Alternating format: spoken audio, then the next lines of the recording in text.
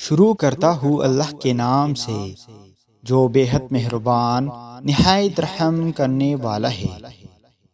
حضرت ابو سعید خدری رضی اللہ تعالی عنہ سے روایت ہے کہ رسول اللہ صلی اللہ تعالی علیہ وآلہ وسلم نے فرمایا، وہ وقت قریب ہے جب مسلمان کا سب سے عمدہ مال اس کی بکریاں ہوں گی، جن کے پیچھے وہ پہاڑیوں کی چوٹیوں اور برساتی وادیوں میں اپنے دین کو بچانے کے لیے بھاگ جائے گا۔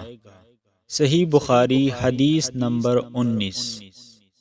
حضرت انس رضی اللہ تعالی عنہ سے روایت ہے کہ نبی کریم صلی اللہ تعالی علیہ وآلہ وسلم نے فرمایا، جس شخص میں یہ تین باتیں ہوں گی وہ ایمان کا مزہ پالے گا۔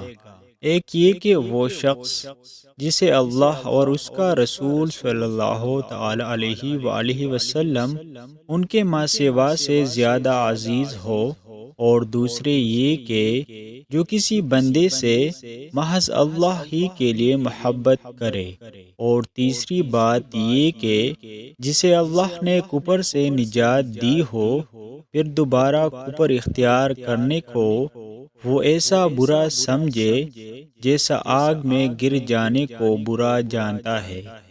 صحیح بخاری حدیث نمبر 21۔